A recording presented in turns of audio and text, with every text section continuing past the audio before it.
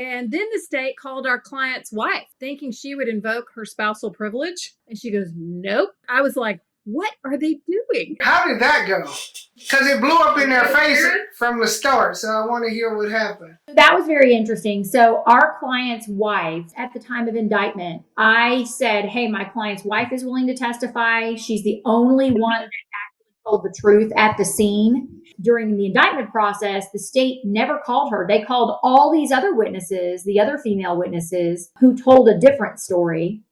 Again, so they had told a couple of different stories. So by the time we get 2 years down the road and we're at trial, the state really wants to talk to our client's wife. And our client's wife was like, no way. Y'all's chance to talk to me was 2 years ago, and you're not here to help my husband, and I'm not talking to y'all. And so they sat up on her house, I don't know how many weeks, Christy?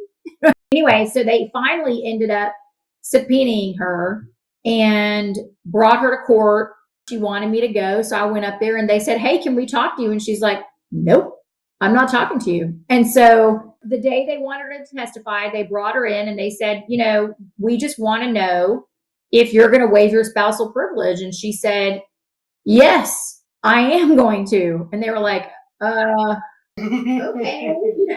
But the real shock was when she said, I'm waiving my privilege, that they called her.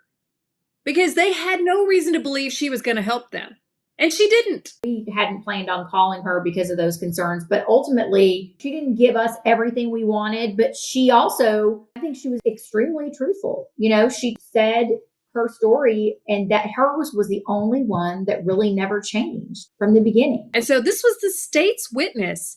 And it just, in my estimation, torpedoed their case.